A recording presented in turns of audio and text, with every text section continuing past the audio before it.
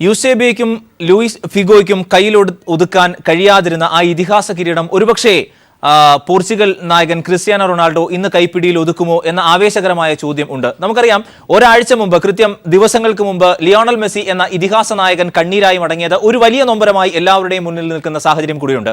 ആ സാഹചര്യത്തിൽ ഇന്ന് യൂറോ കിരീടം നേടുകയാണെങ്കിൽ ഒരുപക്ഷേ ലിയോണൽ മെസ്സിയാണോ ക്രിസ്ത്യാനോ റൊണാൾഡോയാണോ വലുത് എന്ന ചോദ്യത്തിൽ ഒരുപക്ഷേ ഏറെക്കുറെ ചെയ്യാൻ സജീവമായ ഒരു വിഷയം കൂടി ഒരുപക്ഷേ ഫുട്ബോൾ ആരാധകർക്ക് ലഭിക്കും. അതിനുമപ്പുറം വലിയൊരു മത്സരം തന്നെ ഇന്ന് പ്രതീക്ഷിക്കുകയും ചെയ്യുന്നു.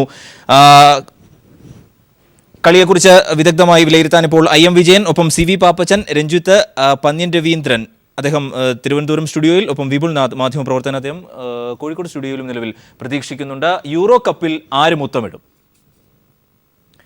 ആരാകും ഒരുപക്ഷെ ഇന്ന് യൂറോ കപ്പിൽ മുത്തമിടുക എന്നത് സംബന്ധിച്ച് സജീവമായ ഒരു ചർച്ചയിലേക്ക് കൂടിയാണ് പോകുന്നത്. കാര്യക്ഷമമായി വളരെ തന്ത്രപരമായി കളിക്കുകയും ഗോൾ അടിക്കുകയും ചെയ്യുന്നവരാണ് പ്രായോഗിക ബുദ്ധിയിൽ ഒരർത്ഥത്തിൽ ഫുട്ബോളിൽ ജയിക്കുന്നത്. അതിനപ്പുറം ഒരു ചർച്ചയ്ക്കും പ്രസക്തിയില്ല. എങ്കിലും ആരാധകരുടെ വലിയ മനസ്സുവെച്ച് എങ്ങനെയാണ്, ആർക്കൊപ്പമാണ് നിൽക്കുന്നത്, യുദ്ധം തുടങ്ങും മുമ്പ് പക്ഷം പ്രഖ്യാപിക്കണമല്ലോ. ആ നിലയിൽ കൂടി പന്ന്യൻ രവീന്ദ്രൻ ന്യൂസ് റൂമിൽ നിന്ന് നിലവിൽ ചേരുന്നുണ്ട്. ശ്രീ പന്ന്യൻ രവീന്ദ്രൻ, എങ്ങനെയാണ് ഈ മത്സരത്തെ നിലവിൽ വിലയിരുത്താനാവുക? കാരണം കഴിഞ്ഞ ആഴ്ചകൾക്ക് മുൻപ് കണ്ണീരായി മെസ്സി മടങ്ങിയ ഒരു സാഹചര്യം നമുക്ക് മുന്നിൽ നിലനിൽക്കുന്നു. ഏറെ നാളായി ചർച്ച ചെയ്യുന്നുണ്ട്, മെസ്സിയാണോ ക്രിസ്ത്യാനോ ആണോ വലുത് എന്നത്. ഇവിടെ സമാനമായ സാഹചര്യമാണ് ക്രിസ്ത്യാനോയ്ക്കൊപ്പം. ഒന്ന്, ക്രിസ്ത്യാനോയാണ് ഈ കിരീടത്തിലൂടെ, അല്ലെങ്കിൽ പോർച്ചുഗലാണ് നേടുന്നത് എങ്കിൽ അത് ക്രിസ്ത്യാനോയുടെ മാത്രം വിജയമായി കാണാനാകുമോ? ഫ്രാൻസ് ആണ് നേടുന്നത് എങ്കിൽ എങ്ങനെയാണ് അതിനെ വിലയിരുത്താനാവുക? എങ്ങനെയാണ് ഒരു ആരാധകൻ എന്ന നിലയിൽ കൂടി താങ്കൾ മത്സരത്തെ കാണുന്നത്? ഈ മത്സരം ലോകമാകെ ഉറ്റുനോക്കുന്ന പ്രധാനപ്പെട്ട ഒരു മത്സരമാണ്. മത്സരം നടക്കുന്ന ഫ്രാൻസിലാണ്. അതെ, ഫ്രാൻസിന് ഒരു പ്രത്യേകതയുണ്ട്. ഫ്രാൻസിൽ ഇതുവരെ നടന്ന എല്ലാ മത്സരങ്ങളിലും, പ്രധാന മത്സരങ്ങളിൽ ഫ്രാൻസ് ജയിച്ചിട്ടുണ്ട്. ഒന്ന്, കാണികൾ ഫ്രാൻസിനൊപ്പമാണ്. രണ്ടാമത്, ഈ ടൂർണമെൻറ്റിൽ നടന്ന മത്സരങ്ങളെല്ലാം ഫ്രാൻസ് മികവ് കാട്ടിയിട്ടുണ്ട്. ഏറ്റവും ഒടുവിൽ സെമി ഫൈനൽ വരെ. സെമി ഫൈനലിൽ നന്നായി കളിച്ചത് ജർമ്മനിയാണ്, ജയിച്ചത് ഫ്രാൻസാണ്. ആ ഫ്രാൻസിന് അനുകൂലമായ ഒരുപാട് ഘടകങ്ങൾ ഇവിടെ വളർന്നു നിൽക്കുന്നു. അപ്പുറത്ത് താങ്കൾ പറഞ്ഞ റൊണാൾഡോ, ലോകമാകെ ആരാധനയോടെ നോക്കുന്ന റൊണാൾഡോ ആണ്. റൊണാൾഡോ ജയിച്ചാൽ അത് മെസ്സിക്ക് മേലെയാണെന്നുള്ള അഭിപ്രായത്തോട് എനിക്ക് യോജിപ്പില്ല. താങ്കൾ പറഞ്ഞ അഭിപ്രായത്തോട് റൊണാൾഡോ ആണ്, മെസ്സിയാണ്. റൊണാൾഡോ എന്ന് പറയുന്ന കളിക്കാരൻ, അദ്ദേഹം ഈ ടൂർണമെൻറ്റിൽ അദ്ദേഹത്തിൻ്റെ ഒരു നല്ല ഗോൾ ഞാൻ കണ്ടത് അദ്ദേഹം സെമി ഫൈനലിൽ അടിച്ചൊരു ഗോളാണ്. ആ ഗോള് വന്നൊരു ബോള് സന്ദർഭത്തിനനുസരിച്ച് ചാടി ഹെഡ് ചെയ്ത് അദ്ദേഹം ഉള്ളിലാക്കിയപ്പം അത് റൊണാൾഡോ എന്ന് പറയുന്ന ഒരു പരിചയസമ്പന്നനായ ഒരു പ്രഗത്ഭനായ കളിക്കാരനെ തിളക്കമാർന്ന ഗോളായിരുന്നു അത്. തീർച്ചയായും അത് എല്ലാവർക്കും ഓർമ്മയുള്ളതാണ്. ലോകത്തൊരു പക്ഷേ ഇത്രത്തോളം ഇന്റലിജന്റ് ആയ ഒരു പ്ലെയർ ഇല്ല. റൊണാൾഡോ, അതൊക്കെ ഞാൻ അംഗീകരിക്കുന്നു. റൊണാൾഡോയുടെ കഴിവിനെ പറ്റി എനിക്ക് അഭിപ്രായ വ്യത്യാസമേ ഇല്ല. പക്ഷേ ഇവിടെ വിഷയം റൊണാൾഡോ ഈ കപ്പ് നേടുമോ എന്നുള്ളതാണ്. പോർച്ചുഗൽ ടീം എന്ന് പറയുന്നത് ഒരു കൊടുങ്കാറ്റ് പോലെ കയറി വരാനും ഇറങ്ങിപ്പോകാനും പറ്റുന്ന ടീമാണ്. അതിനുള്ള കഴിവ് ആ ടീമിനുണ്ട്. അവർ നേരത്തെ 4-2 കളിച്ചു കഴിഞ്ഞ സെമിയിൽ. ഇപ്പോഴെങ്ങനെയാണ് കളിക്കുന്നതെന്ന് എനിക്ക് പറയില്ല. കാരണം ഡിഫൻസിൽ കുറച്ചുകൂടി ശക്തി കൊടുക്കണമെങ്കിൽ 5 പ്രയോഗിക്കേണ്ടി വരും മിഡിലിൽ. അത് വേണ്ടി വരും. കളിയുടെ തന്ത്രങ്ങൾ എന്തോ ഇരിക്കട്ടെ. പക്ഷേ ഈ കളിയിൽ ഞാൻ കണ്ട ഒരു പ്രത്യേകത എന്ന് പറയുന്നത് ഈ 2 കാര്യങ്ങളാണ്. ഒന്ന്, ഇതിൻ്റെ കോച്ച്, നമ്മളെ പോർച്ചുഗലിൻ്റെ കോച്ച്. ആ കോച്ചിന് എനിക്കേറെ ബഹുമാനം വരുന്നത് എന്താ പറഞ്ഞാൽ, 2 ഗോളിന് ജയിച്ചു വരുന്ന സന്ദർഭത്തിൽ അദ്ദേഹം 2 കളിക്കാരെ തിരിച്ചു വിളിച്ചു. എന്തിനാണ് തിരിച്ചു വിളിച്ചിരിക്കുന്നത്? ഫൈനലിലേക്ക് മാറ്റി വെച്ചതാണ്. നമ്മൾ കഴിഞ്ഞ് ലോകകപ്പിൽ നമ്മൾ കണ്ടൊരു കാര്യമാണ്. ബ്രസീലിൻ്റെ ഒരു കോച്ചുണ്ട്. ഇതുപോലെ വിവരം കെട്ടൊരു കോച്ച് വേറെ ഉണ്ടാവുമെന്ന് എനിക്കറിയില്ല. അദ്ദേഹം അന്ന് വേണമെങ്കിൽ അദ്ദേഹം മാറ്റി വെക്കണം നെയ്മറിനെ കളിക്കാൻ വിട്ട് 2 ഗോൾ ജയിച്ചേക്കുമ്പോൾ. അതിൻ്റെ ഫലമാണ് നെയ്മറിൻ്റെ കാല് പോയത്. ഇതൊക്കെ നമ്മൾ നടന്നത്. അപ്പോൾ കോച്ച് എന്ന് പറയുന്ന ആളെ ഭാവനാപരമായൊരു സമീപനം കൂടി ഇതിൽ ഒരു ഘടകമാണ്. 2 ഗോളികളും കൂടി നോക്കുമ്പോൾ നമുക്ക് മുന്നിൽ കാണുന്ന ഏറ്റവും നല്ല ഗോളി ഫ്രാൻസ് ഗോളിയാണ് താനും. അതുകൊണ്ട് വിജയം എന്ന് പറയുന്നത് ഇന്നത്തെ സ്ഥിതിയിൽ ഫ്രാൻസിൻ്റെ കയ്യിൽ നിന്ന് പോകും എന്നെനിക്ക് തോന്നുന്നില്ല, കളി കണ്ടെടുത്തോളം. തീർച്ചയായും. ഇവിടെ രഞ്ജിത്ത്, യഥാർത്ഥത്തിൽ സിദാന്റെ ആ ഇതിഹാസ കാലഘട്ടത്തിന് ശേഷം, പ്രതാപകാലത്തിന് ശേഷം ഫ്രാൻസും ലൂയിസ് ഫിഗോയ്ക്ക് ശേഷം യഥാർത്ഥത്തിൽ പോർച്ചുഗലും ലോക ഫുട്ബോളിൽ ഇത്രത്തോളം ശ്രദ്ധാകേന്ദ്രമാകുന്ന ഒരു വലിയ മത്സരം ഈ യൂറോ കപ്പാണ്. ഇരു കാലഘട്ടത്തെയും തമ്മിൽ ഒരു താരതമ്യം ഒന്നും സാധ്യമല്ല എങ്കിൽ പോലും നിലവിലെ ടീമിൻ്റെ ശക്തി ദൗർബല്യങ്ങളെ എങ്ങനെയാണ് നിലവിൽ കാണാനാവുക? ഫ്രാൻസിനെ സംബന്ധിച്ചിടത്തോളം ദശാംസിൻ്റെ ഒരു കഴിവ് വളരെയധികം വിലപ്പെട്ടതാണ്. എന്നിരുന്നാലും നമ്മുടെ ഈ ഫ്രാൻസിൻ്റെ ഫോർമേഷൻ, അതായത് 4-2-3-1 ഇതാണ് സെമി ഫൈനലിൽ ഫ്രാൻസ് കളിച്ചിരുന്നത്. പഴയ കാലങ്ങളിൽ ഉണ്ടായിരുന്ന നമ്മുടെ ഒരു അറ്റാക്കിംഗ് മിഡ്ഫീൽഡർ റോൾ കളിച്ചിരുന്ന, അതായത് ഡിഫെൻസീവും അറ്റാക്കിംഗ് മിഡ്ഫീൽഡറും കളിച്ചിരുന്നത്. നമ്മൾ മക്കലേലെ ഓർമ്മിക്കാൻ ഈ അവസരം ഞാൻ ഉപയോഗപ്പെടുത്തുകയാണ്. ഈ മക്കലേലെയാണ് നമ്മുടെ ഈ ഡിഫെൻസീവ് മിഡ്ഫീൽഡർ അല്ലെങ്കിൽ അറ്റാക്കിംഗ് മിഡ്ഫീൽഡർ ആ സിസ്റ്റം കൊണ്ടുവന്നിരുന്നത്. ഇപ്പോൾ നമ്മുടെ ഈ ദോഗ്ബ ചെയ്യുന്നതും ആ ഒരു റോൾ തന്നെയാണ്. മറ്റേവടി, അതായത് PSG പ്ലെയർ മറ്റേവടി, ജുവൻസിൻ്റെ പ്ലെയർ നമ്മുടെ പോപ്ഗ, ഈ പ്ലെയേഴ്സ് എല്ലാം അണിനിരക്കുമ്പോൾ ഒരു സ്റ്റാർ വാല്യൂ കുറവാണെങ്കിലും എല്ലാവരും സ്റ്റാർ മൂല്യമുള്ളവരാണ്. എന്നിരുന്നാലും ഫ്രാൻസിന് എൻ്റെ ഇതിൽ പറയുകയാണെങ്കിൽ അഡ്വാൻറ്റേജ് കൂടുതലാണ് അവരുടെ നാട്ടിലുള്ള കളി. അവരുടേതായ രാജ്യത്ത് അവരുടേതായ ഫ്രാൻസിൻ്റെ മുന്നിലാണ് കളിക്കുന്ന ഒരു അഡ്വാൻറ്റേജ് ഉണ്ട്. എന്നിരുന്നാലും പോർച്ചുഗലിന് എന്നെ സംബന്ധിച്ചിടത്തോളം സാൻഡോസിൻ്റെ ആ ഒരു കോച്ച് ഫെർണാണ്ടോ സാൻഡോസിൻ്റെ ആ ഒരു മാനുഷികമായ ഒരു കഴിവ്, പഴയകാലത്ത് ഗ്രീസിൻ്റെ കോച്ചായിരുന്നു. ഇപ്പോൾ പോർച്ചുഗലിൻ്റെ കോച്ചായിട്ട് ഒരുപാട് കളികൾ കളിച്ച് എല്ലാ 13 കളികളിലും ഈ യൂറോപ്യൻ ക്വാളിഫയർ റൗണ്ടിൽ 13 കളിലും ഒരു തോൽവി പോലും ഇതുവരെ പോർച്ചുഗലിന് ആയിട്ട് വന്നിട്ടില്ല. ആ ഒരു നിലയ്ക്ക് നോക്കുകയാണെങ്കിൽ റൊണാൾഡോ എന്ന ഒരു അമാനുഷിക പ്രതിഭ ഈ കളിയിൽ 3 ഗോളെ അടിച്ചിട്ടുള്ളൂ എങ്കിലും 3 തവണ ബാലൻ ഡി ഓർ പുരസ്കാരം വാങ്ങിച്ചിരുന്ന ഈ പ്ലെയറെ മാൻ ടു മാൻ മാർക്ക് ചെയ്തിട്ട് വന്ന കളികൾ ഒരുപാട് ഈ കളികളിൽ ഉണ്ടായിരുന്നുകൊണ്ടാണ് ഇയാൾക്ക് 3 ഗോൾ മാത്രമേ നേടാൻ കഴിഞ്ഞിട്ടുള്ളൂ. പക്ഷേ ഫ്രാൻസിനെ സംബന്ധിച്ചിടത്തോളം അവരിൽ 1-2 പ്ലേയേഴ്സിൽ എല്ലാവരും അത്യാവശ്യം കളിക്കുന്ന ആ ഒരു ആവറേജ് പ്ലേയേഴ്സിൻ്റെ ഇതിൽ നിൽക്കുമ്പോൾ അവരെ ആരും മാൻ ടു മാൻ മാർക്കിങ്ങിൽ വന്നിട്ടില്ലായിരുന്നുകൊണ്ടാണ് ഈ ഗ്രീൻസ്മാനൊക്കെ ഒരുപാട് ഗോളുകൾ സ്കോർ ചെയ്യാൻ പറ്റിയിരുന്നത്. റൊണാൾഡോ സംബന്ധിച്ച് അതല്ല, മാൻ ടു മാൻ മാർക്കിംഗ് എല്ലാ കളികളിലും നല്ല രീതിയിൽ അനുഭവിക്കേണ്ടി വന്നൊരു പ്ലെയർ ആയിരുന്നുകൊണ്ട് മാത്രമാണ് എന്നിട്ടും 3 ഗോൾ അയാൾക്ക് നേടാൻ പറ്റി. എൻ്റെ ഒരു വിലയിരുത്തൽ നോക്കുകയാണെങ്കിൽ പോർച്ചുഗലിന് വിജയസാധ്യത കൂടുതലാണെന്നാണ് ഞാൻ പറയുന്നത്. യെസ്, പക്ഷേ മറിച്ച് അഭിപ്രായമാണ് ഏറെക്കുറെ ആളുകളും പങ്കുവെക്കുന്നത്. IM വിജയനും CV പാപ്പച്ചനും അദ്ദേഹം ഈ അവസരത്തിൽ നമുക്കിപ്പം നിലവിൽ ചേരുന്നുണ്ട്. ശ്രീ IM വിജയൻ, പ്രായോഗികമായി കളിക്കുകയും യഥാർത്ഥത്തിൽ അവസരങ്ങൾ മുതലെടുത്ത് അത് ഗോളാക്കുകയും ചെയ്യുന്നവരാണ് കളിയിൽ ജയിക്കുക എന്നുള്ളതാണ് ഏറ്റവും സിമ്പിളായ യുക്തി. അതിനും അപ്പുറമാണ് ഈ ഒരു വിലയിരുത്തൽ എന്നതിലേക്ക് കൂടി നമ്മൾ നിലവിൽ കടക്കുന്നത്. ഫ്രാൻസിൻ്റെയും പോർച്ചുഗലിൻ്റെയും ഫൈനൽ പ്രവേശനം വരെയുള്ള ഘട്ടം നമ്മൾ വേറിട്ട് പ്രത്യേകം പരിശോധിച്ചാൽ അത് മനസ്സിലാകും. അവിടെ ഒരല്പം മുൻതൂക്കം യഥാർത്ഥത്തിൽ ലഭിച്ചിരുന്നത് ഫ്രാൻസിന് തന്നെയായിരുന്നു. പോർച്ചുഗൽ ഒരല്പം ഭാഗ്യത്തിൻ്റെ അകമ്പടിയോടുകൂടി തന്നെയാണ് വന്നത്. ഗ്രൂപ്പ് ഘട്ടങ്ങൾ അടക്കമുള്ള മത്സരങ്ങൾ നമ്മൾ പരിശോധിച്ചാൽ നിലവിൽ എങ്ങനെയാകും മത്സരം എന്നാണ് താങ്കൾ കരുതുന്നത്? ഇല്ല, എനിക്കെന്താ പറയാനുള്ളതെന്ന് വെച്ച് കഴിഞ്ഞാൽ നമ്മളൊരു 2 ആഴ്ച മുന്നേ ഈ ലോകം മുഴുവൻ ഭയങ്കര വിഷമത്തിലായിരുന്നു. കാരണം മെസ്സി ക്യാപ്റ്റൻസി ചെയ്തിട്ട് കോപ്പ അമേരിക്ക പോയത്. പക്ഷെ ആ ഒരു ഗതികേട് റൊണാൾഡോയ്ക്ക് വരരുത്. കാരണം ലോകം മുഴുവൻ ഒറ്റ നോക്കിയിരിക്കുന്നതാണ് റൊണാൾഡോൻ്റെ ക്യാപ്റ്റൻസിയിൽ ഒരു വിൻ ചെയ്യാൻ വേണ്ടി, ആദ്യത്തെ യൂറോ കപ്പ് എടുക്കാൻ വേണ്ടിയിട്ട്. പക്ഷേ ഫ്രാൻസിനെ സംബന്ധിച്ചെന്ന് വെച്ചാൽ ഒരു ഹോം ടീമാണ്, നന്നായി കളിക്കുന്നുണ്ട്, എല്ലാവരും നന്നായി കളിക്കുന്നുണ്ട്. പക്ഷെ അങ്ങനൊരു അഡ്വാൻറ്റേജ് തീർച്ചയായിട്ടും അവർക്കുണ്ട്, ഫ്രാൻസിനുണ്ട്.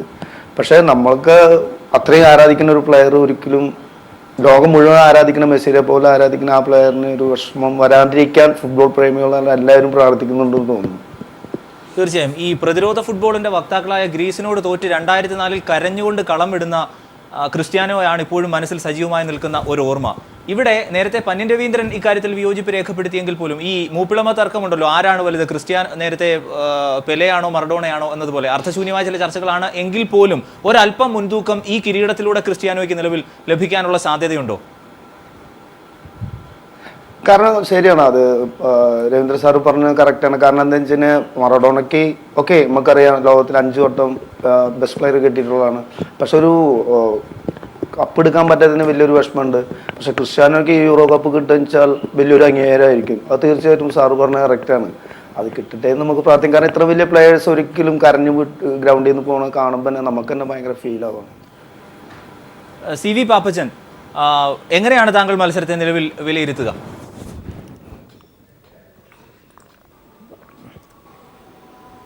തീർച്ചയായിട്ടും ഇന്നത്തെ ഫൈനല് നമ്മൾ ഇപ്പോൾ എല്ലാവരും നമ്മൾ വാച്ച് ചെയ്തുകൊണ്ടിരിക്കുകയാണ്. കാരണം നാളെ ഒരു ആകുമ്പോഴേക്കും അതിൻ്റെ റിസൾട്ട് വരും. കാരണം ഇപ്പോൾ പോർച്ചുഗലായാലും ഫ്രാൻസ് ആയാലും കളിയുടെ ഒരു സ്റ്റൈല് വെച്ച് നോക്കുമ്പോൾ ഫ്രാൻസിന് സ്വന്തം നാട്ടിൽ കളിക്കുന്നതിനുള്ള ഒരു അഡ്വാൻറ്റേജ് അവർക്ക് എന്തായാലും തീർച്ചയായിട്ടും ഉണ്ട്.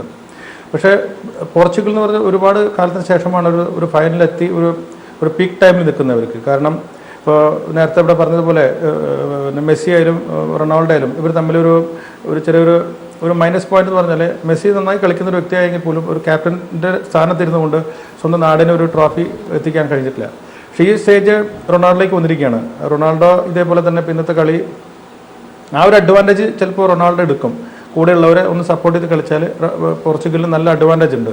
പക്ഷേ ഫ്രാൻസ് എന്ന് പറഞ്ഞാൽ അവരെല്ലാവരും ചില കൂടുതൽ കളിക്കാരും അവർ ഫ്രാൻസ് ലീഗ് കളിക്കുന്നവരാണെന്ന് തോന്നുന്നു. അപ്പോൾ അതുകൊണ്ട് അവർക്കൊരു ഒരു കോമൺ ഒരു കെമിസ്ട്രി ഉണ്ട്. അതിൻ്റെ മാത്രമല്ല ഇത്രയും കാണികൾ മുമ്പിൽ കളിക്കാമെന്ന് പറയുമ്പോൾ തന്നെ അതൊരു ഡബിൾ എനർജിയാണ്. കാരണം നമുക്കൊക്കെ അങ്ങനെ അനുഭവം ഉണ്ടായിട്ടുള്ളതാണ്. പലപ്പോഴും കൂടുതൽ നമ്മുടെ സ്വന്തം കാണികൾ മുമ്പിൽ കളിക്കുമ്പോൾ നമുക്ക് കിട്ടുന്ന ഒരു എനർജി ഡബിളാണ്. അപ്പോൾ അതേപോലെ ആ ഒരു എനർജി വന്നു കഴിഞ്ഞാൽ തീർച്ചയായിട്ടും ഫ്രാൻസിന് അഡ്വാൻറ്റേജ് ഉണ്ട്. പക്ഷേ പോർച്ചുഗൽ എന്ന് പറഞ്ഞാൽ നേരത്തെ പറഞ്ഞാൽ നമ്മളൊരു ബ്രേക്കിംഗ് പോയിന്റ് ഇരിക്കുന്നുണ്ട്. കാരണം റൊണാൾഡോ ജയിച്ചു കഴിഞ്ഞാൽ അതിൽ ഒരു ക്യാപ്റ്റൻസിയുടെ നേതൃത്വത്തിൽ ഒരു പോർച്ചുഗൽ എത്തിക്കുക. കാരണം പല കളിക്കാരും ഇപ്പോൾ ഫിഗോയിൽ പല കളിക്കാരും പെപ്പൊക്കെ ഉണ്ടായാൽ പോലും അടുത്ത കളിക്ക് കളിക്കുമെന്ന് അറിയില്ല, അന്നത്തെ കളിക്ക് അറിയുന്നില്ല. കാരണം ഇഞ്ചുറി മാറിയെന്നറിയില്ല. നല്ലൊരു കളിക്കാരനാണ്. പക്ഷേ പോർച്ചുഗൽ നമ്മളെപ്പോഴും കാണുന്നത് ഒരു ക്രിസ്ത്യാനോയുടെ രൂപത്തിലൂടെയാണ് നമ്മളെപ്പോഴും പോർച്ചുഗലിനെ കാണുന്നത്.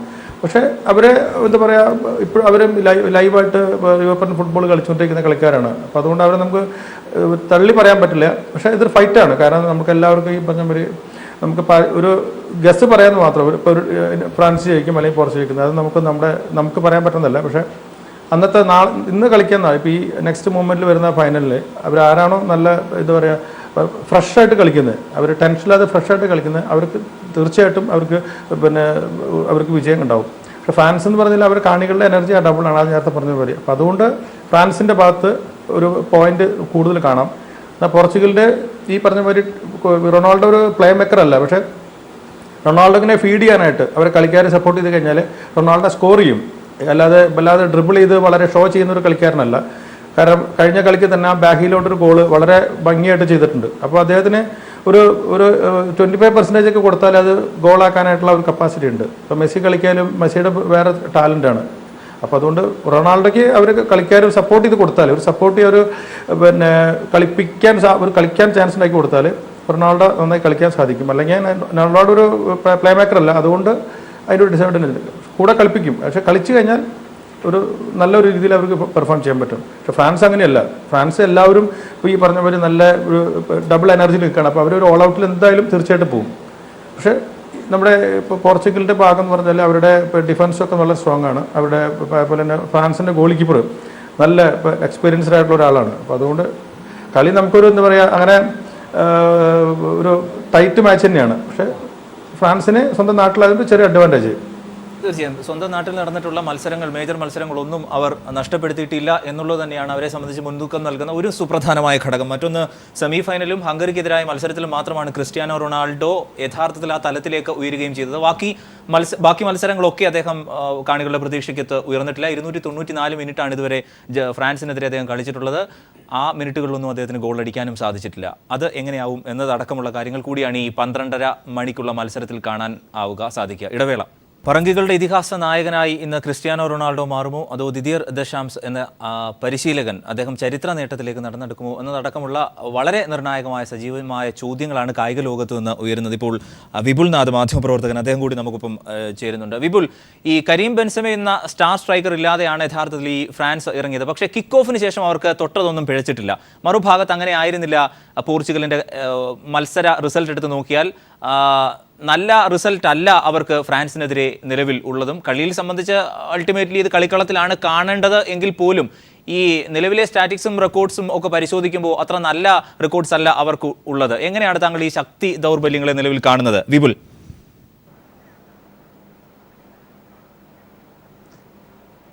നമ്മൾ യൂറോ കപ്പിൻ്റെ തുടക്കം ശ്രദ്ധിക്കുക.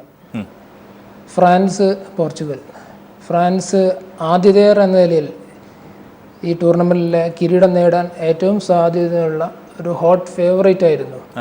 അവർ ഇപ്പോൾ ഫൈനലിൽ എത്തുകയും ചെയ്തു. അത് അവരുടെ പ്രകടനത്തോടെ അവർ നീതി പുലർത്തി അവർ ഫൈനലിലെത്തി. അത് ശരിയാണ്. പക്ഷേ പോർച്ചുഗലിൻ്റെ സ്ഥിതി അതായിരുന്നില്ല. അവരെ ക്രിസ്ത്യാനോ റൊണാൾഡോ എന്ന ഒരു പ്ലെയറിൽ മാത്രം തളച്ചിട്ട് അവർ പങ്കെടുത്ത് മടങ്ങും എന്ന് കരുതിയവർക്ക് അവർ ചുട്ട മറുപടി കൊടുത്ത് ഫൈനലിലെത്തിയിരിക്കുന്നു. എനിക്ക് തോന്നുന്നു ഈ ടൂർണമെൻറ്റിൽ ഫ്രാൻസിനേക്കാളും ഏറ്റവും അധികം പരീക്ഷണങ്ങൾ നേരിട്ട ടീം ഒരുപക്ഷേ പോർച്ചുഗലായിരിക്കും. കാരണം അവർ ഈ ടൂർണമെൻറ്റിൽ നമുക്കറിയാം പോളണ്ടിനെതിരെ ഷൂട്ടൗട്ടിലാണ് ജയിച്ചത്. ഫ്രാൻസ് അത്തരം ഒരു സന്ദർഭത്തിലേക്കൊന്നും ഇതുവരെ പോയിട്ടില്ല, അത്തരം പരീക്ഷണ ഘട്ടങ്ങളിലേക്ക് പോയിട്ടില്ല. ഗ്രൂപ്പ് റൗണ്ടിൽ പോർച്ചുഗലിൻ്റെ പ്രകടനം ശ്രദ്ധിക്കുക. പതിയെ തുടങ്ങിയ ടീം ഹംഗറിക്കെതിരെ അവർ ജയിച്ചിട്ടില്ലെങ്കിൽ പുറത്താകുമെന്ന ഘട്ടത്തിൽ നിന്ന ടീം ഈ ടൂർണമെൻറ്റിൽ തന്നെ ഒരു ക്ലാസിക് മത്സരത്തിൽ ക്രിസ്ത്യാനോ റൊണാൾഡോ അതിൻ്റെ മികവിലേക്ക് ഉയർന്ന് 2 ഗോളുകൾ നേടി ആ മത്സരം സമനിലയാക്കി അവർ 3-ാം സ്ഥാനക്കാരായിട്ടാണ് നോക്കൗട്ടിലേക്ക് പ്രവേശിക്കുന്നത്. അവിടെ നിന്ന് നമുക്ക് വ്യക്തമാകും ഈ റൊണാൾഡോയെ അദ്ദേഹം ഗോൾ നേടുക മാത്രമല്ല, നാനിക്ക് വേണ്ടി ഗോൾ അസിസ്റ്റ് ചെയ്യുകയും ചെയ്തു ഹംഗറിക്കെതിരെ. ഈ മത്സരം ഒരു വലിയ സൂചനയായിരുന്നു. വെയിൽസിനെതിരെ ക്രിസ്ത്യാനോ ഒരു കൊടുങ്കാറ്റ് പോലെ മാറുന്ന ഒരു കാഴ്ച നാം കണ്ടു. ഇങ്ങനെ ഒരു വലിയ പരീക്ഷണം നേരിട്ട് വരുന്ന ടീം, സൂപ്പർ താരമായിട്ട് ക്രിസ്ത്യാനോ റൊണാൾഡോ മാത്രമുണ്ട്. പക്ഷേ ഒരു ടീം വർക്ക് എന്ന നിലയിലും പോർച്ചുഗൽ വളരെയേറെ മുന്നേറുന്ന കാഴ്ചയാണ് ഈ ടൂർണമെൻറ്റ്. അതുകൊണ്ട് തന്നെ ചരിത്രത്തിന്റെ കണക്കുകൾക്കൊന്നും ഇവിടെ സാധ്യതയില്ല എന്നാണ് എനിക്ക് പറയാനുള്ളത്. അതെ, തീർച്ചയായും ചരിത്രത്തിന്റെ കണക്കുകൾ എപ്പോഴും റിസൾട്ട് വരുമ്പോൾ ചവിട്ട് കുട്ടയിൽ പോകാനാണ് സാധ്യത എന്നുള്ളത് വ്യക്തമാണ്. കാരണം ഞാൻ എപ്പോഴും ആവർത്തിക്കുന്ന കാര്യം, അൾട്ടിമേറ്റ്ലി കളി അന്തിമമായി നടക്കുന്നത് ഗ്രൗണ്ടിലാണ്. ഒരു നിമിഷം മതി എന്തെങ്കിലും സംഭവിക്കാനും, ചരിത്രം കുറിക്കാനും, ചരിത്രം തിരുത്തി കുറിക്കപ്പെടാനും ഒക്കെ. ഇപ്പോൾ ദേവദാസ്, അദ്ദേഹം കൂടി നമുക്കിപ്പം ചേരുന്നുണ്ട്. ദേവദാസ്, ഈ മികച്ച പ്രതിരോധവും ഗ്രീൻസ്മാന്റെയും ജെറൂഡിന്റെയും ഗോളടി മികവുമായിരുന്നു ഫ്രാൻസിന്റെ ഏറ്റവും വലിയ ശക്തി എന്നുള്ളത്. പ്രതിരോധം വളരെ മികച്ചതാണ്, പക്ഷേ പോർച്ചുഗലിനെ സംബന്ധിച്ച് ഏറെക്കുറെ ആശങ്ക അവർക്ക് ആ മേഖലയിലുമാണ്. എങ്ങനെയാണ് താങ്കൾ കാണുന്നത്?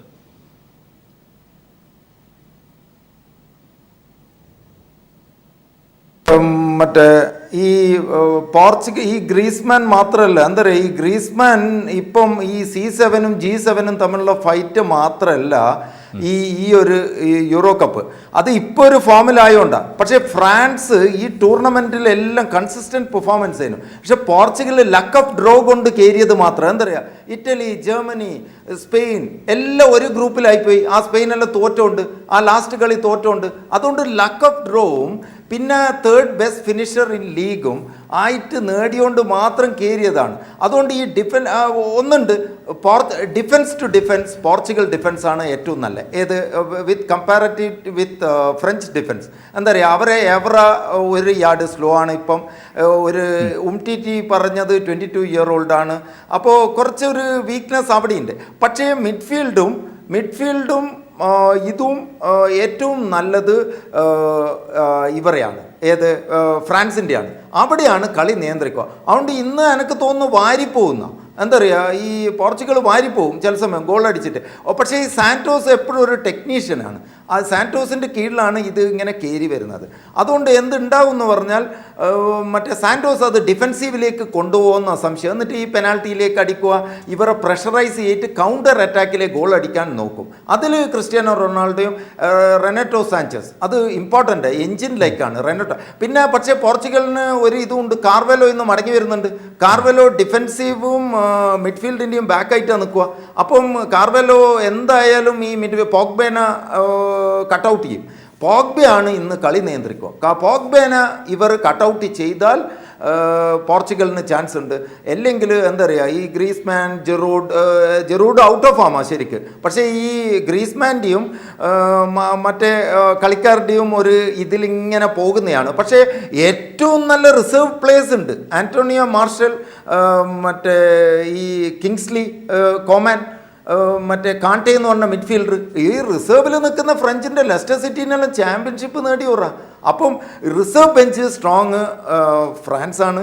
പോർച്ചുഗൽ ഈ സ്ക്രാപ്പി കളിയാണ്. പക്ഷേ അവർക്ക് ഇനി ഏതായാലും ഇത് ലോട്ടറി പോലെയാണ്. എന്താ പറയുക, എത്തുമെന്ന് വിചാരിച്ചല്ല, ഇനി ഓൾ ഔട്ട് കളി കളിക്കും. അതിൽ ക്രിസ്ത്യാനോ ആ ഹെഡർ നമ്മളെ ജിമ്മി ജോർജിൻ്റെ പോലെയല്ലേ, hung in the air header അല്ലേ നടത്തിയത്. അതുകൊണ്ട് സെറ്റ് പീസിൽ പോർച്ചുഗൽ കൗണ്ടർ അറ്റാക്ക് ചെയ്യാൻ നോക്കും. കോർണർ, ഫ്രീ കിക്ക് ഇങ്ങനത്തെ ഇതിൽ സെറ്റ് പീസിലേ പോർച്ചുഗലിന് ചാൻസ് ഉള്ളൂ. അല്ലെങ്കിൽ ഒരു 3 ഗോൾ ഡിഫറൻസിന് ഇന്ന് പോർച്ചുഗൽ തോക്കുന്നാണ് എൻ്റെ ഒരു ഇത്. ഈ മറ്റേ ഇത് ഒരു ഈ ഫോം നോക്കുമ്പോൾ. പക്ഷേ സാന്റോസ് ഒരു വലിയൊരു സാധനം. എന്താ കാര്യം എന്ന് പറഞ്ഞാൽ കണ്ടില്ലേ, ഗെയിം ചേഞ്ച് ചെയ്ത് വെയിൽസായിട്ട് കൗണ്ടർ അറ്റാക്ക് വെയിൽസ് ആയിരുന്നു. പക്ഷേങ്കിൽ ഹാഫ് ടൈം കഴിഞ്ഞപ്പോൾ ഒരു മിന്നൽ അറ്റാക്കിൽ 10 മിനിറ്റിൽ എല്ലാം കളി നിയന്ത്രിച്ചാൾ. അതുകൊണ്ട് ഇന്നും അതന്നെയാണ് സംഭവിക്കുക. ഡിഫെൻസീവ് ആവും, മിന്നൽ പിണർ പോലത്തെ കൗണ്ടർ അറ്റാക്ക് അത് ഇങ്ങനെ തുടർച്ചയായിട്ട് ഇങ്ങനെ വരും. അത് ചില സമയം 4-1-2-1-2 അങ്ങനത്തെ എല്ലാം ഫോർമേഷൻ, ഒരു ജാതി ഒരു ഫ്ലെക്സിബിൾ ഫോർമേഷനിലേക്ക് സാന്റോസ് തോന്നുന്ന. എന്താ പറയുക, കഴിഞ്ഞ കുറേ കളിയായിട്ട് അയാളെ കൊണ്ട് ജയിച്ചുകൊണ്ട് നിൽക്കുന്നത് ഇപ്പോൾ പോർച്ചുഗൽ. മൂപ്പറെ ഒരു തിയറി എന്ന് പറഞ്ഞാൽ എങ്ങനെയും ജയിക്കുക എന്നാണ്. ഇത് നിങ്ങളെ അല്ലെ കാണികൾക്ക് രസം നൽകിയിട്ട് ബ്രസീലിയൻ സ്റ്റൈല് കളിക്കോ അല്ലെ അർജൻറ്റീനൻ സ്റ്റൈലൊന്നുമില്ല. മൂപ്പർക്ക് എങ്ങനെയും ജയിക്കുക. അതന്നെയാണ് ദിദിയർ ഡെഷാംസിൻ്റെയും തിയറി, എങ്ങനെയും ജയിക്കുക. അതാണ് മൂപ്പർ ക്യാപ്റ്റനായ ചാമ്പ്യൻസ് ലീഗ് ചാമ്പ്യൻസ്, ലോകകപ്പ് ചാമ്പ്യൻ, യൂറോ ചാമ്പ്യൻ എല്ലാം ആയ ക്യാപ്റ്റനാണ് ദിദിയർ ഡെഷാംസ്. അപ്പം വിക്ടറിയാണ് ഇവരെ അൾട്ടിമേറ്റ് എയിം, എങ്ങനെയും ജയിക്കുക. പക്ഷേ ഫ്രാൻസിന് അത് കൂടുതൽ ജയിക്കണം. എന്താ പറയുക, ലേബർ പ്രോബ്ലം, വെള്ളപ്പൊക്കം, ടെറർ അറ്റാക്ക്. ഇതേ സ്റ്റേഡിയത്തിൻ്റെ പുറത്ത് ആദ്യത്തെ ബോംബ് പൊട്ടിയ നവംബറിൽ. അതിനുശേഷം കളിക്കുന്നതാണ് ഫ്രഞ്ച് ജനത മുഴുവൻ 98-ന് ശേഷം ഒരുമിച്ചു ഈ ഫുട്ബോൾ താരങ്ങളെ ബാക്കിൽ. അതാണ് ഏറ്റവും പോസിറ്റീവ് സൈൻ സിഡാന് ശേഷം. അതുകൊണ്ട് അല്ലെങ്കിൽ ആ സെക്സ് ടൈപ്പിൽപ്പെട്ട ഈ ബെൻസിമേൻ്റെ പ്രശ്നം, ബെൻസിമ റേഷ്യൽ ലൈൻസ് പറഞ്ഞു, എല്ലാ പ്രോബ്ലവും തീർത്തുകൊണ്ടുള്ള ഒരു ഫ്രഞ്ച് ടീമിൻ്റെ പിന്നാലെ ജനങ്ങൾ ഇറങ്ങി. ഇന്നൊരു 1,00,000 ആളാണ് ഈ ഇഫൽ ടവറിൻ്റെ താഴെയെല്ലാം സെലിബ്രേറ്റ് ചെയ്യാൻ നിൽക്കുന്നത്. അതുപോലെ തന്നെയാണ് പോർച്ചുഗലിൽ നിൽക്കുന്നത്. അപ്പം ഈ കളിയിൽ ഒരു 3 ഗോൾ ഡിഫറൻസിന് ഫ്രഞ്ച് ജയിക്കേണ്ടതാണ് ഇപ്പോഴത്തെ കളി. പക്ഷേ ഫ്രാൻസ് എങ്ങനെ ഫൈനലിനെ അപ്രോച്ച് ചെയ്യും എന്നുള്ള അതിൻ്റെ ഒരു ചില ഇല്ലേ. ഇപ്പോൾ ഗ്രീസിനോട് പോർച്ചുഗലിൽ നിന്ന് തോറ്റുപോയില്ലേ 2004, അതാണ് കരഞ്ഞെന്ന് പറയുന്നത് ഇത്. പിന്നെ ഒന്നും കൂടി പറഞ്ഞു, ആദ്യമെല്ലാം ആരോ പറഞ്ഞു ഈ നെയ്മറെ കളിക്കാൻ ഏതോ കോച്ചിൻ്റെ വിട്ടിത്തരം. അതൊന്നല്ല, ബാർസലോണ ആണ് വിടാണ്ട് തന്നെ കോപ്പ അമേരിക്കയിൽ കളിക്കാൻ നെയ്മറെ. ഈ സ്റ്റുപ്പിഡ് ആക്ട് ഓഫ് മെസ്സി എല്ലാം ഈ പൈസക്കുള്ള ഗ്രീഡി പ്ലേയേഴ്സ് ഇതല്ലോ ഈ മെസ്സി, ഈ ഇങ്ങനത്തെ എല്ലാം പ്ലേയേഴ്സ്. അതുകൊണ്ട് ഓരൊന്നും ഗ്രേറ്റസ്റ്റ് എവർ ഒന്നും ആവില്ല, ഓർക്ക് നാഷണാലിറ്റി ഒന്നുമല്ല. പക്ഷേ ഈ ഫ്രഞ്ച് ടീം ഇപ്പം നാഷണൽ ലെവലിൽ ഓരുടെ പ്രശ്നങ്ങളെല്ലാം, ടെറർ അറ്റാക്ക്, എല്ലാ സോഷ്യൽ പ്രോബ്ലംസിനെ അഡ്രസ്സ് ചെയ്തിട്ടാണ് കളിക്കുന്നത്. മറ്റേത് ക്രിസ്ത്യാനോ റൊണാൾഡോക്ക് വേണ്ടിയിട്ട് കളിക്കുന്നതൊന്നും ഇവിടെ ഒരു ഇമോഷൻസിനൊന്നും സ്ഥാനമില്ല. പ്രൊഫഷണൽ ഇതിൽ എന്ന് പറഞ്ഞാൽ ഡെഡ് ത്രോട്ടൻ്റ് ആണ്. ഇവിടെ എന്ന് പറഞ്ഞാൽ വാറാണ് നടക്കുക. അതുകൊണ്ട് ഏത് വിധിയും, അത് പോർച്ചുഗൽ പെനാൽറ്റി എല്ലാം ആക്കിയിട്ട് ബോറിംഗ് അർജൻറ്റീന 90-ൽ കളിച്ച കളി കളിക്കും, പെനാൽറ്റിയിൽ ജയിക്കാൻ നോക്കും എങ്ങനെയെങ്കിലും. എന്താ പറയുക, അവരെ ഗോൾ കീപ്പറെ പെനാൽറ്റിയിൽ നല്ലത് മറ്റേ ലോറേസിനെ കാട്ടും. അപ്പം ഇവിടെ സംഗതി 1-1-ൽ ഫ്രാൻസ് ആണ് ഓൾറൗണ്ട്. ഡിഫൻസിൽ മാത്രമാണ് പോർച്ചുഗൽ ഹെഡ് ഓഫ് ഫ്രാൻസ്. ബാക്കി എല്ലാ മേഖലയിലും അതെന്ന് പറഞ്ഞാൽ പോയറ്റെല്ലാം 2 അവസാനത്തെ ക്വാർട്ടറും സെമിയിലും ഔട്ട് ഓഫ് ഫോം ആയിപ്പോയി. അതുകൊണ്ടാണ് പോയറ്റ് ഫോമിൽ വരിക, ഗ്രീസ്മാൻ ഫോമിൽ വരിക, Pogba is the main engine. അതേപോലെയാണ് ഇവർക്ക് റെനറ്റോ സാഞ്ചസ്. ഡിഫൻസൊന്നും ഇത് ഓടി ഇഞ്ചിൻ ലൈക്ക് കളിക്കും. അത് ആ റാംസി ഇല്ലാത്തതുകൊണ്ടാണ് അന്ന് പോർച്ചുഗൽ ജയിച്ചത്, ആ എഞ്ചിൻ പോയതുകൊണ്ട്. അതുകൊണ്ട് ക്രൂഷ്യൽ ഗെയിംസ്, ക്രൂഷ്യൽ ഇത്. പിന്നെ ഈ ഫൈനലിൽ നിയന്ത്രിക്കുന്ന റെഫറിയും ഒരു ഭയങ്കര സ്ട്രിക്റ്റ് റെഫറി, ഒരു 8-10 മഞ്ഞക്കാർഡ് ഏത് ഫൈനലിലും കൊടുത്തതായിട്ടാണ് ചരിത്രം കാണിക്കുന്നത്. അതുകൊണ്ട് എങ്ങനെ ഫൈനൽ പോകുന്നറിയില്ല. കുറേ ആൾ മഞ്ഞക്കാർഡ് 1:1 മഞ്ഞക്കാർഡ് കണ്ടിരിക്കുന്നു. അതുകൊണ്ട് അതുമുണ്ട്. പക്ഷേ Pogba will decide the fact. ഈ ഫൈനലിൽ 3 ഗോളിൻ്റെ വ്യത്യാസത്തിൽ ഫ്രാൻസ് ജയിക്കുന്നതാണ് എൻ്റെ ഒരു അനുമാനം. അതെ, കണിശക്കാരനായ റെഫറി അടക്കമുള്ള വളരെ ഗൗരവതരവും അതിനൊപ്പം രസകരവുമായ നിരവധി സംഗതികളാണ് ഇതിൽ കാണാനുള്ളത്. അതിനൊപ്പം നേരത്തെ സൂചിപ്പിച്ചതുപോലെ ഇതിഹാസ കാലഘട്ടത്തിന് ശേഷം ഒരു വലിയ മേജർ ടൂർണമെൻറ്റ് യൂറോ ഫുട്ബോളിൽ എത്തിയിരിക്കുന്നു. ആര് കിരീടം നേടും? കന്നി കിരീടം നേടുമോ പോർച്ചുഗൽ, അതോ ഫ്രാൻസ് തുടർച്ചയായ എന്നല്ല തങ്ങളുടെ 3ാം കിരീടം യൂറോയിൽ മുത്തമിടുമോ എന്നതും അറിയേണ്ടതുണ്ട്. ഒരു ഇടവേള കൂടി, വളരെ പെട്ടെന്ന് മടങ്ങി വരാം. CV പാപ്പച്ചനൊപ്പം IM വിജയൻ, അദ്ദേഹത്തിലേക്ക് കൂടി നിലവിൽ പോകേണ്ടതുണ്ട്. ഇടവേള. ലോകം യൂറോപ്പിലേക്കാണ്. യൂറോ കപ്പിന് ഇനി മണിക്കൂറുകൾ മാത്രമാണ് ഉള്ളത്. 12:30 മത്സരം ആരംഭിക്കും. യൂറോയിൽ ആര് മുത്തമിടും എന്നത് കൂടിയാണ് ഏറ്റവും വലിയ ചോദ്യം കായിക ലോകത്ത് നിന്ന്. ഇപ്പോൾ IM വിജയൻ അദ്ദേഹം ഒരിക്കൽ കൂടി ചേരുന്നുണ്ട്. ശ്രീ IM വിജയൻ, ഓരോ മത്സരത്തിലും ഓരോ താരങ്ങളുടെ ഉദയം കൂടി നിലവിൽ കാണാറുണ്ട്. പ്രതിഭ സ്പർശം, അത് ക്ലബ്ബ് തലത്തിലായാലും ക്ലബ്ബ് ഫുട്ബോൾ വേൾഡ് കപ്പ് തലത്തിലായാലും എങ്ങനെയായാലും ഇവിടെ രണ്ട് താരങ്ങളെ വിശേഷിയായി എടുത്ത് പറയേണ്ടതുണ്ട്. ഒന്ന് ഗ്രീൻസ്മാനാണ്. ഈ യൂറോയാണ് അദ്ദേഹത്തിൻ്റെ പൊട്ടൻഷ്യലിലേക്ക്, അദ്ദേഹത്തിൻ്റെ പ്രാധാന്യത്തെ അങ്ങേയറ്റത്തിലേക്ക് എത്തിച്ചത്, അദ്ദേഹത്തിൻ്റെ കാര്യശേഷിയിലേക്ക്. മറ്റൊന്ന് സാഞ്ചസ് ആണ്. ഈ രണ്ട് താരങ്ങൾ, ഈ സാഞ്ചസ് 18-കാരനെ കുറിച്ച് നേരത്തെ തന്നെ യൂറോയ്ക്ക് മുൻപ് തന്നെ കേട്ടിട്ടുള്ളതാണ്. യൂറോയിലെ താരങ്ങൾ എന്ന് വിലയിരുത്തുമ്പോൾ താങ്കൾ ആർക്കായിരിക്കും കൂടുതൽ മാർക്ക് കൊടുക്കുക? ആരെയാവും കൂടുതൽ നിരീക്ഷിക്കുക? ഇല്ല, മാർക്ക് കൊടുക്കേണ്ട കാര്യമില്ല. കാരണം നമുക്കറിയാം ക്രിസ്ത്യാനോ റൊണാൾഡോ എന്ന് പറഞ്ഞു കഴിഞ്ഞാൽ ഏറ്റവും ഭാഗ്യം ചെയ്തിട്ടുള്ള ടീമാണ് യൂറോ കപ്പിൽ ഈ പോർച്ചുഗൽ. കാരണം ക്വാർട്ടർ ഫൈനൽ തന്നെ 3 കളി ഡ്രോ ആയിട്ട് വന്നിട്ട് ഫൈനലെത്താന്ന് പറയാം. ക്രൂഷ്യൽ ടൈമിൽ അത്രയും നല്ല ഗോൾ അടിച്ചിട്ടാണ് ഈ ബാസ്കറ്റ് ബോൾ പ്ലെയേഴ്സ് ചാടുന്ന അത്രയും ഹൈറ്റിലാണ് ക്രിസ്ത്യാനോ റൊണാൾഡോ ചാടുന്നതെന്ന് പറഞ്ഞാൽ. അത്രയും ജമ്പിങ് പവറുള്ള, അത്രയും നല്ല ഹെഡ്, കാലിനേക്കാളും പവറിലാണ് ഹെഡ് പോണത് തന്നെ പോസ്റ്റിൽ. തീർച്ചയായിട്ടും ക്രിസ്ത്യാനോ റൊണാൾഡോ നല്ല പ്ലെയറാണ്. പക്ഷേ അവർ ജർമ്മനീനെ വേൾഡ് കപ്പ് എടുത്ത ടീമിനെ അടിച്ചിട്ട് വന്നിട്ടുള്ളതാണ്. അതും അവരുടെ നാട്ടിലാണ് കളി. അങ്ങനെ 2 ഗോൾ അടിക്കാന്ന് പറഞ്ഞാൽ നിസ്സാരക്കാര, ജർമ്മനിയുടെ അടുത്ത് 2 ഗോൾ അടിക്കാന്ന് പറഞ്ഞാൽ നിസ്സാരക്കാരല്ല. രണ്ടുപേരും തുല്യ ശക്തിരാണ്. പക്ഷേ ഇത്രയും കൂടിയും എക്സ്പീരിയൻസും ഇത്രയും കൂടിയും നന്നായി പവറിട്ട് കളിക്കുന്നത് റൊണാൾഡോയാണ്, ക്രിസ്ത്യാനോ റൊണാൾഡോയാണ്. തീർച്ചയായിട്ടും എനിക്കൊക്കെ എന്താ പറയാനുള്ളതെന്ന് വെച്ചിട്ടുണ്ടെങ്കിൽ, നമ്മൾ ലോകം മുഴുവൻ ഒറ്റ നോക്കിയാൽ ക്രിസ്ത്യാനോ റൊണാൾഡോ കപ്പ് എടുക്കുമോ? കാരണം 3 കൊല്ലം ഫ്രാൻസ് എടുത്തിട്ടുള്ളതാണ്. ഇവർ പോർച്ചുഗൽ ആദ്യമായിട്ട് എടുക്കണം. ക്രിസ്ത്യാനോ റൊണാൾഡോൻ്റെ ക്യാപ്റ്റൻസിൽ എടുത്താൽ ഇറ്റ്സ് എ ഗ്രേറ്റ് എന്നൊക്കെ പറയാം നമുക്ക്. CV പാപ്പച്ചൻ, ഞാൻ ചോദിച്ച അദ്ദേഹം ഈ റെനറ്റോ സാഞ്ചസ് ഒപ്പം ഗ്രീൻസ്മാൻ, ഈ രണ്ട് താരങ്ങളുടെ കളിയെ താങ്കൾ എങ്ങനെയാണ് വിലയിരുത്തുക?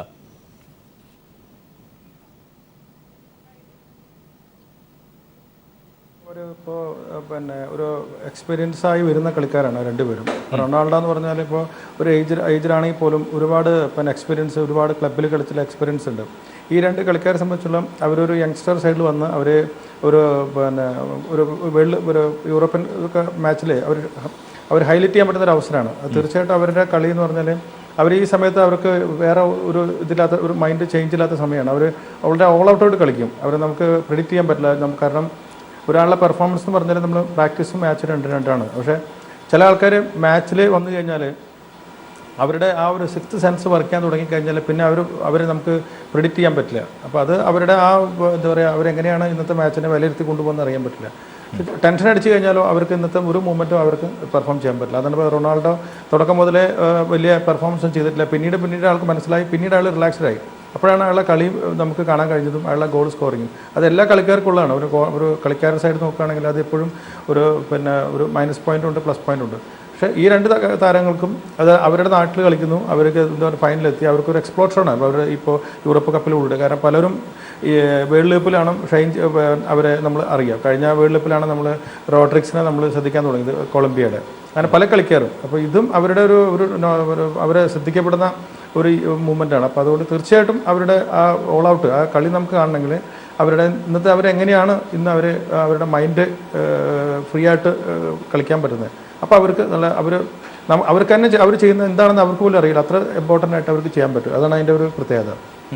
റൊണാൾഡോ എന്ന് പറഞ്ഞാൽ ഓൾറെഡി ഇവിടെ വളരെ നിർണായകമായ മറ്റൊരു കാര്യം കൂടിയുണ്ട്. കാരണം പരിശീലകരെ സംബന്ധിച്ച്, ഫ്രാൻസിനെ സംബന്ധിച്ച് ദിദിയർ ദെഷാംസ്, ഒപ്പം പോർച്ചുഗൽ അദ്ദേഹം ഫെർണാണ്ടോ സാന്റസ്, തന്ത്രത്തിൽ ഒട്ടും പിന്നിലല്ല ഇരുവരും എന്നത് ഏറെക്കുറെ ശ്രദ്ധേയമാണ്. ഈ മുൻനിര താരങ്ങളെ അപേക്ഷിച്ച് നോക്കിയാൽ, അല്ലെങ്കിൽ അതിനപ്പുറത്തേക്ക് നമ്മൾ പോയാൽ, നേരത്തെ സൂചിപ്പിച്ചതുപോലെ ഡാനലോ ഡിഫൻസീവ് മിഡ്ഫീൽഡറെ തന്ത്രപരമായി ഉപയോഗിക്കുകയും കളിയിലേക്ക് കൃത്യമായി ക്രൂഷ്യൽ മൂവ്മെൻറ്റ് നടത്തുകയും ഒക്കെ ചെയ്ത അദ്ദേഹത്തിൻ്റെ പരിശീലന മികവ്, ഈ മുൻനിര താരങ്ങൾക്കപ്പുറം എണ്ണയിട്ട യന്ത്രം പോലെ പ്രവർത്തിക്കുന്ന മറ്റ് ചില താരങ്ങൾ കൂടിയുണ്ട്. അവരെ എങ്ങനെ ഫലപ്രദമായി ഈ പരിശീലകർ ഉപയോഗിക്കുന്നു, എങ്ങനെയാണ് ഗെയിം പ്ലാൻ എന്നതുകൂടി ഒന്ന് അറിയേണ്ടതില്ലേ? താങ്കൾ എങ്ങനെയാണ് നിരീക്ഷിച്ചത് അതിനെ? യൂറോ കപ്പിന് ഞാൻ കണ്ട പ്രത്യേകത, 2 ടീമുകളും സാധാരണ ടീമുകൾ 11 കഴിഞ്ഞാൽ പിന്നെയുള്ള ആളുകൾ ഒരു ഗ്രേഡിൽ കുറച്ച് താഴെയുള്ള ആളുകളായിരിക്കും. എന്നാൽ ഈ 2 ടീമുകളിൽ ഞാൻ കണ്ടത് 11 കഴിഞ്ഞാൽ വരുന്ന ആളുകളെല്ലാം തന്നെ 11 പോലുള്ള ആളുകളാണ്. അതൊരു പ്രത്യേകതയാണ്. ഒന്ന്, അതിൻ്റെ ഏറ്റവും വലിയ ഉദാഹരണമാണ് കഴിഞ്ഞ സെമി ഫൈനൽ കണ്ടത് ബെയിൽസിനെതിരായിട്ട്. ആ ബെയിൽസിനെതിരെയുള്ള മത്സരത്തിൽ ക്രിസ്ത്യാനോ റൊണാൾഡോനെ മാത്രം അവിടെ നിർത്തിയിട്ട് 2 പ്രധാനികളെ ഇങ്ങോട്ട് മാറ്റി. ആ മാറ്റിയ പ്രധാനികൾ ആരൊക്കെയാണെന്നറിയോ? ഒന്ന് സാഞ്ചസിനെ മാറ്റുമെന്ന് പറഞ്ഞാൽ ഒരു പ്രധാനപ്പെട്ടതാണ്. സാഞ്ചസ് അത്ര നന്നായി കളിക്കുന്നൊരു കളിക്കാരൻ. അവൻ കയറിയും ഇറങ്ങിയും കൊണ്ട് അവൻ്റെ കളി 18 വയസ്സുകാരുടെ 18 വയസ്സേ ഉള്ളൂ. ആ കളി നമുക്ക് കാണാം. അതിനുശേഷം നാനിനെ മാറ്റി. 2 പേരെ മാറ്റിയപ്പോഴോ 2 പേർക്കും പകരം കൊണ്ടുവന്ന ഡിഫൻസിലെ ആളുകൾ. എന്തിനാ? ഡിഫൻസ് സ്ട്രോങ് ആക്കാൻ 2 ഗോളിൻ്റെ ലീഡുണ്ട്. ഇതൊരു തന്ത്രമാണ്. കളിയിൽ എപ്പോഴും തന്ത്രം അനിവാര്യമാണ്. ആ തന്ത്രം ആരാ ഉപയോഗപ്പെടുത്തേണ്ടത്? കോച്ചല്ലേ കളിക്കാരെ മാറ്റിയിടുന്നത്. അതിൽ നേരത്തെ നമ്മൾ കഴിഞ്ഞ ലോകകപ്പിൽ കണ്ടല്ലോ, ഞാൻ നേരത്തെ സൂചിപ്പിച്ച് ലോകകപ്പ് ഫൈനൽ എങ്ങനെയാണ്? ഫൈനൽ നമ്മളെല്ലാവരും കളിച്ച് പൂർണ്ണമായിട്ടും ഡ്രോ ആണ്, പെനാൽറ്റി ഷൂട്ട് ഔട്ടാണ് അല്ലേ? അതാണ് മെസ്സിയും ധരിച്ചിരുന്നത്. അപ്പോഴാണ് വന്നിരിക്കുന്നത് ഒരു കളിക്കാനൊരു മാറ്റം, ഒരു ചെറിയ മാറ്റമാണ്. ക്ലോസ് എന്ന് അറിയുന്ന കളിക്കാരനാണ് ഏറ്റവും കൂടുതൽ ഗോളടിച്ച കളിക്കാരനാണ്. 2 പേര് പിന്നാലെ നടക്കുകയാണ്. ക്ലോസയെ മാറ്റിയപ്പം മാർക്ക് ചെയ്യാൻ പോയ ആൾ മാറി. അപ്പോഴാണ് വരുന്നത് ഗോളടിച്ചു. ഇതൊക്കെ ഒരു കളിയിലൊരു തന്ത്രം, കളിക്കാരൻ തന്ത്രം മാത്രമല്ല. ഈ ടൂർണമെൻറ്റിൽ ഇപ്പോൾ വരാൻ പോകുന്നത് ഈ പറഞ്ഞല്ലോ, ഫ്രാൻസ് പോർച്ചുഗലിന് ഒന്നും നഷ്ടപ്പെടാനില്ല. 2 കൽപ്പിച്ച കളിയാണ്. ഫ്രാൻസിന് നഷ്ടപ്പെടാനുണ്ട്, സ്വന്തം നാട്ടിൽ വെച്ച് നഷ്ടപ്പെട്ടുകൂടാ. ഇതുകൊണ്ട് ഈ കളീൻ്റെ ഭാഗം പോർച്ചുഗൽ നഷ്ടപ്പെടുകയാണെങ്കിൽ അത് വ്യക്തിപരമായ നഷ്ടമായി മാറും. അതെ, പോർച്ചുഗലിന് നഷ്ടപ്പെടാനില്ല. കാരണം നഷ്ടമായി മാത്രം അതെ, അവരെ കയ്യിൽ നിന്ന് പോകുന്നതല്ല, ഇവർക്ക് കയ്യിൽ നിന്ന് നഷ്ടപ്പെടുന്നതാ, എല്ലാം നഷ്ടപ്പെടുന്നതാ. ഈ കളി അത്ര ക്രൂഷ്യലാണ്. അതുകൊണ്ട് നേരത്തെ പാപ്പച്ചനല്ലേ സംസാരിച്ചത്? അതെ, സി വി പാപ്പച്ചൻ. 3 ഗോളിൻ്റെ വ്യത്യാസം അത് നടക്കില്ല. 3 ഗോൾ നടക്കില്ല. അല്ല, സി വി പാപ്പച്ചൻ അല്ല 3 ഗോളിന്റെ വ്യത്യാസം, ദേവദാസ് ആണ് സംസാരിച്ചത്. 3 ഗോൾ നടക്കില്ല, നടക്കാത്ത കാര്യമാണ്. 3 ഗോൾ നടക്കില്ല. ഞാൻ നേരത്തെ പറഞ്ഞ ഈ ദേവദാസ് തെറ്റിദ്ധരിച്ച് ഞാൻ നെയ്മറുടെ കാര്യം പറഞ്ഞതാ. നെയ്മർ എന്ന് ക്വാർട്ടർ ഫൈനലിൽ നെയ്മറുടെ കളിയാ, 2 ഗോൾ ജയിച്ചു വെക്കുക. അപ്പം നെയ്മറെ പിൻവലിക്കണം. ഒരു നല്ല കോച്ചാണെങ്കിൽ ആ കോച്ച് പോയില്ലേ കോച്ച് പോകാൻ കാരണം ഇത് തന്നെയാണ്. ഒരു കോച്ച് എന്ന് പറയുന്ന കളിയുടെ നിർണായക ഘടകം. ഇപ്പം പറഞ്ഞു വരുന്നത് റൊണാൾഡോ എന്ന കളിക്കാരൻ, ഇപ്പം എല്ലാവരും റൊണാൾഡോൻ്റെ പേരാണ്. മെസ്സിയെ കൊണ്ടുവന്ന് റൊണാൾഡോയെ കൊണ്ടുവരിക. റൊണാൾഡോ മെസ്സി 28, 31 വയസ്സാണ് പ്രായമുണ്ട്, 2 വ്യത്യാസമുണ്ട്. ഇപ്പം കാണുന്ന കളിക്കാരാരാ? 18 വയസ്സ്, 25 വയസ്സ്, 31. ഈ 3 കളിക്കാർ, 3-4 പ്രധാനികൾ. ഒന്ന് സാഞ്ചസ് 18, മറ്റേതാണെങ്കിൽ ഗ്രീസ്മാന് 25, മറ്റേത് 31. കളിന് എക്സ്പീരിയൻസ് ഉണ്ട്, ആ വ്യത്യാസമുണ്ട്.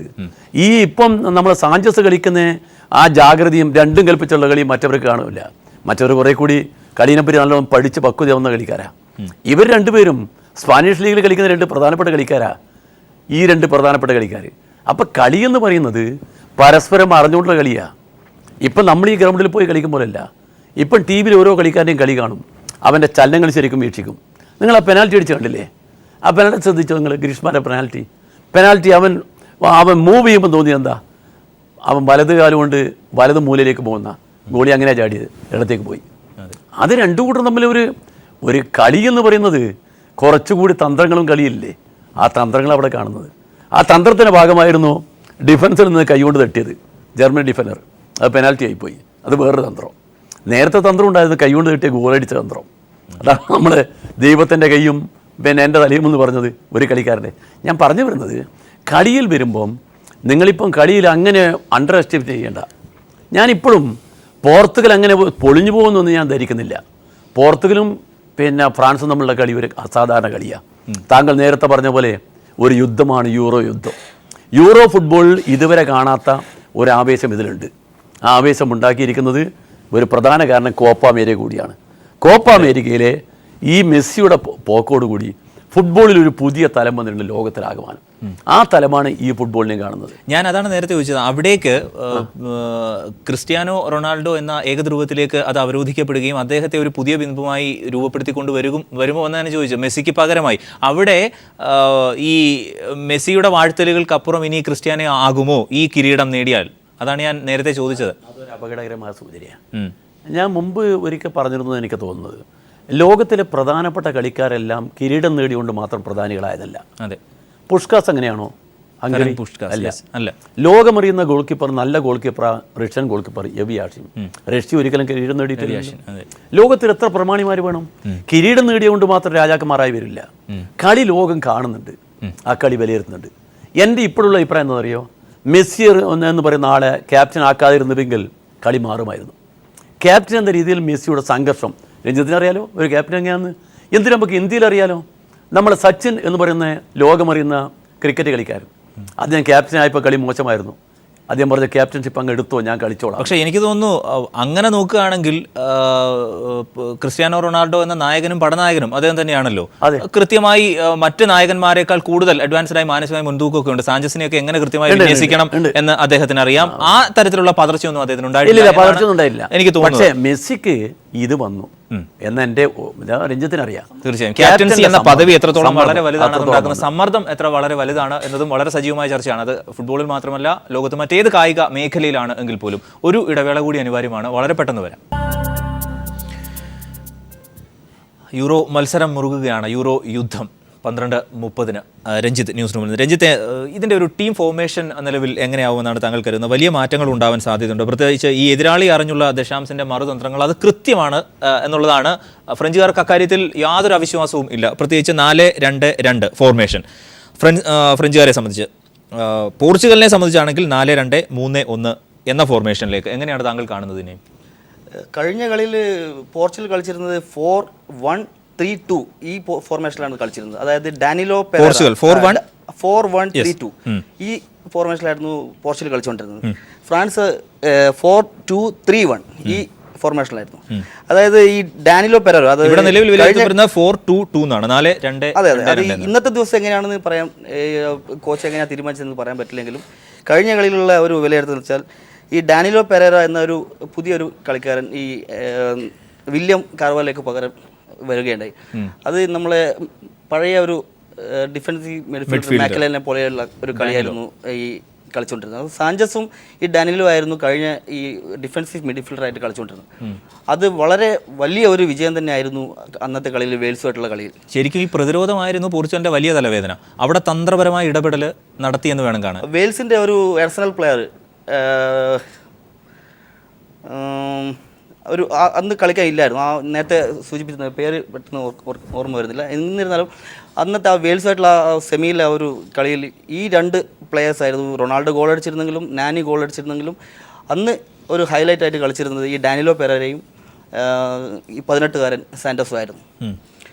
കൂടുതലും പറയുകയാണെങ്കിൽ നേരത്തെ പറഞ്ഞിരുന്ന പോലെ ഗ്രീസ്മാനെ കുറിച്ച് പറഞ്ഞു, സാന്റസിനെ കുറിച്ച് പറഞ്ഞു. ഗ്രീസ്മാൻ എന്ന പ്ലെയർ ഇപ്പോൾ ഈ രീതിയിൽ കളിക്കുന്നുണ്ടെങ്കിൽ ഏറ്റവും വലിയ ഒരു കോച്ച് എന്ന നിലയിൽ അത്ലറ്റിക്കോ മാഡ്രിഡിൻ്റെ സിമിയോണിക്കാണ് ഏറ്റവും വലിയ മാർക്ക് ഞാൻ കൊടുക്കുന്നത്. കാരണം ദശാംശിനെ പോലും ആ ഒരു മാർക്ക് ഇടാതെ ഇത്രയും വർഷങ്ങളായിട്ട് അത്ലറ്റിക്കോ മാഡ്രിഡിൻ്റെ ഒരു കളിക്കാരൻ എന്ന നിലയിൽ അത്ലറ്റിക്കോ മാഡ്രിഡിൻ്റെ കോച്ച് സിമിയോണിക്കാണ് ഏറ്റവും കൂടുതൽ മാർക്ക് ഞാൻ ഈ ഗ്രീസ്മാനെ കുറിച്ച് പറയുമ്പോൾ ഞാൻ ഓർക്കുന്നത്. കാരണം അത്രയധികം നേട്ടങ്ങൾ കൈവരിച്ച് വന്ന ഒരു ടീമായിരുന്നു അത്ലറ്റിക്കോ മാഡ്രിഡ്. പക്ഷേ എന്നാലും ചാമ്പ്യൻസ് ലീഗോ മറ്റേ കിരീടങ്ങളും കഴിഞ്ഞ വർഷം സ്പാനിഷ് ലീഗ് എടുത്തു, ഈ വർഷം എടുക്കാൻ പറ്റിയില്ല, റിയൽ മാഡ്രിഡ് എടുത്തിരുന്നു. എന്നിരുന്നാലും അത്രയധികം ഫൈറ്റിംഗ് സ്പിരിറ്റോടുകൂടി പ്ലേയേഴ്സിനെ, അതായത് ഒരു ഷാർ വാല്യൂ ഇല്ലാത്തൊരു ടീമായിരുന്നു അത്ലറ്റിക്കോ മാഡ്രിഡ്. എന്നിട്ട് പോലും ഈ സിമിയോണിയുടെ ഒറ്റ കഴിവുകൊണ്ട് മാത്രമാണ് ഈ അത്ലറ്റിക്കോ മാഡ്രിഡ് ഇത്രയും ചാമ്പ്യൻസ് ലീഗിൻ്റെ ഫൈനൽ വരെ എത്തിയിരുന്നത്. അപ്പോൾ ഗ്രീസ്മാൻ്റെ കളിയെ സംബന്ധിച്ച് പറയുകയാണെങ്കിൽ അതിൻ്റെ ഫുൾ ക്രെഡിറ്റ് ഞാൻ സിമിയോണി എന്ന അവരുടെ കോച്ചിന് ഞാൻ കൊടുക്കുകയാണ്. ഈ വിപുൽനാഥ്, മധ്യനിരയെ കേന്ദ്രീകരിച്ചുകൊണ്ടാണല്ലോ യഥാർത്ഥത്തിൽ പോർച്ചുഗലിൻ്റെ ഒരു പൊതുവിലുള്ള കേലി ശൈലി. ഇന്നെങ്ങനെയാകും എന്നെനിക്കറിയില്ല. 4-1-3-2 എന്ന ശൈലിയിലാണ് അവർ നിലവിൽ കളിച്ചിരുന്നത്. പിൻനിരയിലെ 4 പേരിൽ ഒന്ന് വില്യം കാർവാലോ ആണ്, Joao Mario, Adrian Silva, Renato Sanchez എന്നിവർ കാർവാലോയ്ക്ക് മുന്നിൽ നിൽക്കും. ഈ തരത്തിലൊരു കേളി ശൈലിയാണ് അവർ. ഇന്നെങ്ങനെയാണ് എന്ന തരത്തിൽ നമുക്കറിയില്ല, സാധ്യതകൾ മാത്രമാണ് ഉള്ളത്. താങ്കൾ എങ്ങനെയാണ് കാണുന്നത് ഈ ഫൈനൽ ഫോർമേഷൻ?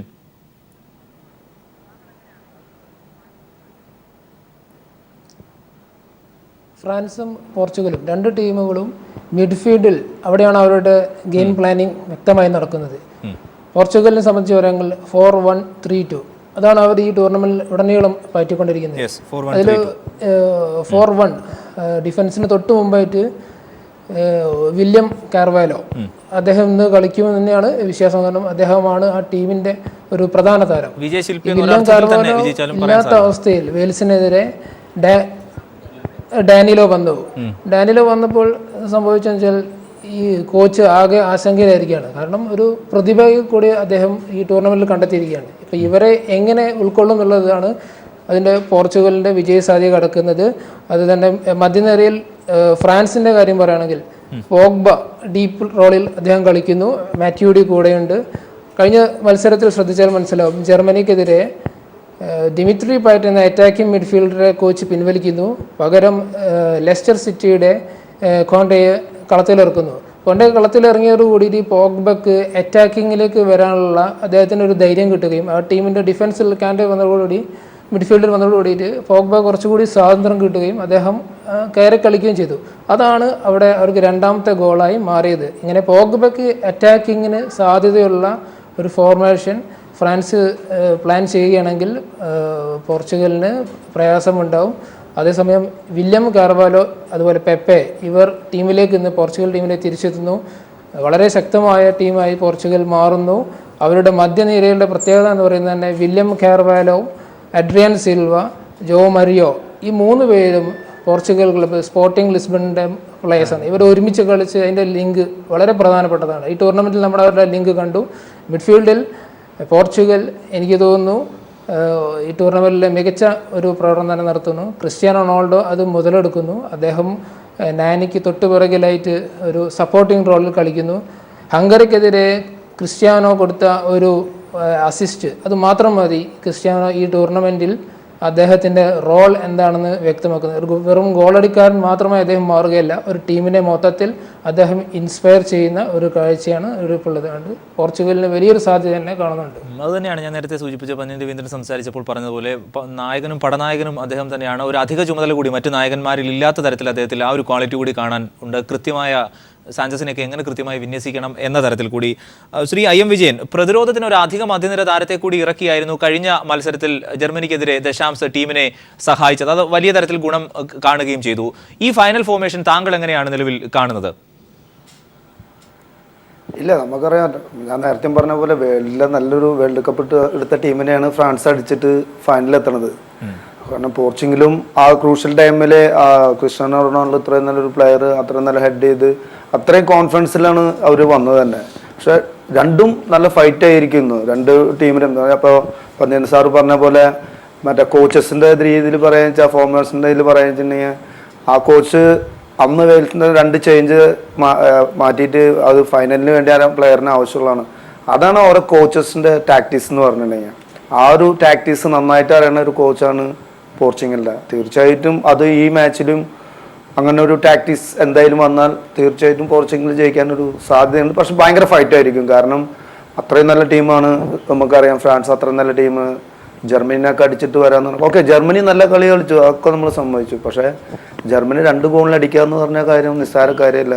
അതും 2 ഗോൾ ഒരാളാണ്, 2 7 നമ്പറാണ്. അപ്പം ഇന്നറിയാം അതിൻ്റെ ആരാണ് ബെസ്റ്റ്, നമുക്ക് ഇന്നറിയാം അത്. അതെ, 7 അഴകിലുള്ള യുദ്ധം എന്നുകൂടിയാണ് ആലങ്കാരികമായി അതിനെ വിശേഷിപ്പിക്കുന്നത്. CB പാപ്പച്ചൻ, ഫൈനൽ ഫോർമേഷൻ താങ്കൾ എങ്ങനെയാണ് ഒരു സാധ്യത കാണുന്നത് ഇരു ടീമുകളുടെയും?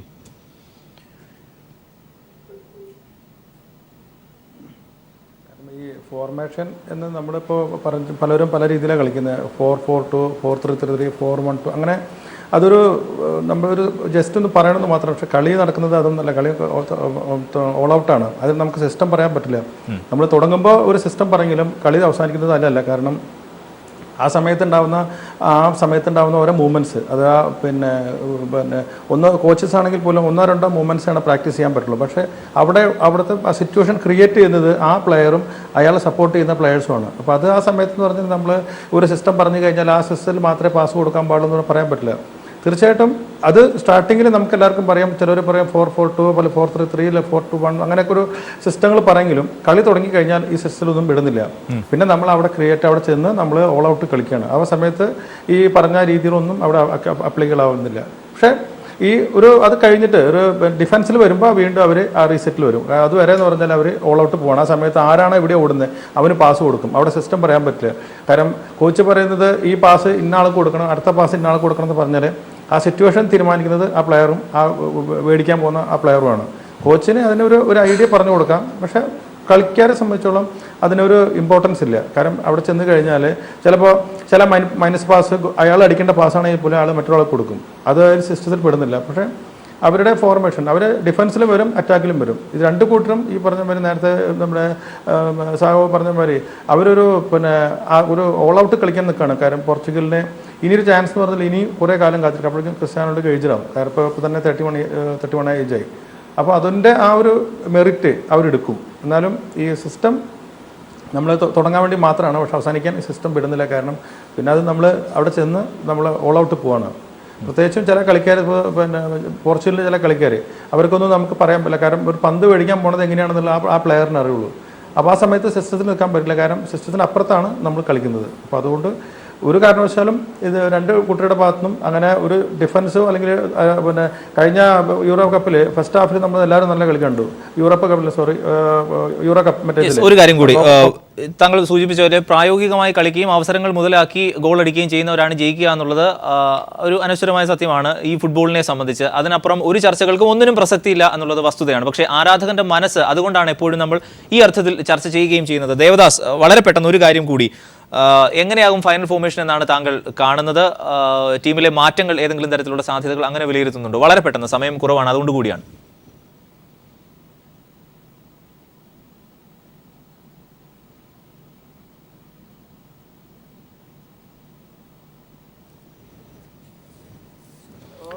ഇതിൽ ഒന്ന് പറഞ്ഞ ഇത് ഈ ക്യാപ്റ്റനൊന്നും ഒരു സ്ഥാനമില്ല. അത് ക്രിക്കറ്റും ഫുട്ബോളും വേറെയാണ്. അത് പെണ്ണുങ്ങൾ ഹെഡ് ബാൻഡ് ഇടുന്ന പോലത്തെ ഒരു ഇതേ ഉള്ളൂ, ക്യാപ്റ്റൻ്റെ ബാൻഡ്. ഇതിൽ എന്താ ഫോമാറ്റ് എന്ന് പറഞ്ഞാൽ ഗ്രീസ്മാനും റെനറ്റ സാഞ്ചസും അപ്പുറത്തെ ഇപ്പുറത്തെ ടീമിൽ ഫ്രീ റണ്ണായിരിക്കും. അത് അവർക്കൊരു ഫ്രീ റണ്ണ്. ബാക്കിയെല്ലാം ഈ പോഗ്ബെ എല്ലാം നിയന്ത്രിക്കുന്ന ഒരു ഇതേ ഉള്ളൂ. പക്ഷെ പോർച്ചുഗൽ എന്തായാലും ഡിഫെൻസീവിലേ പോവുള്ളൂ. ഈ എങ്ങനെയെങ്കിലും തടയാം, ഈ കളീനെ തടയാം. പക്ഷെ ഫ്രാൻസ് ഓൾ ഔട്ട് അറ്റാക്കിൽ പോകും. ഫ്രാൻസ് കൗണ്ടർ അറ്റാക്കും ചെയ്യുന്ന മാത്രമേ ഇന്ന് കാണുള്ളൂ. പക്ഷേ ഈ ഗ്രീസ്മാനും ഈ മറ്റേ റെനറ്റോ സാഞ്ചസും കളിയിൽ ഫ്രീ റൺ ആയിരിക്കും. അവർ ഡിഫൻസിലുണ്ടാവും, വളരെ നന്ദി അവസരത്തിൽ പ്രതികരിച്ചതിന്. സമയം കൃത്യമായി സ്റ്റുഡിയോ ക്ലോക്കിൽ 6:55 മണിക്കൂറുകൾ മാത്രമാണ് ഇനി ആ വലിയ മഹാമേളയിലേക്ക് ഉള്ളത്, ആ ഫൈനലിലേക്ക് ഉള്ളത്. പറങ്കികളുടെ ഇതിഹാസ നായകനായ യൂസേബിയോയ്ക്കും ലൂയി ഫിഗോയ്ക്കും ശേഷം ആ കപ്പ് പോർച്ചുഗലിലേക്ക് എത്തുമോ? പറങ്കികളുടെ നായകൻ, പുതിയ നായകൻ, പടനായകൻ അത് കൊണ്ടുവരുമോ എന്നാണ് അറിയേണ്ടത്. ഫ്രാൻസ് വീണ്ടും അത് ആവർത്തിക്കുമോ എന്നും. വളരെ നന്ദി IM വിജയൻ, ഒപ്പം CV പാപ്പച്ചൻ, രഞ്ജിത്ത്, പന്ന്യൻ രവീന്ദ്രൻ, വിപുൽനാഥ് മാധ്യമപ്രവർത്തകൻ സഹകരിച്ചതിന്. ന്യൂസ് ആൻഡ് വ്യൂസ് പൂർണ്ണമാകുന്നു. നമസ്കാരം.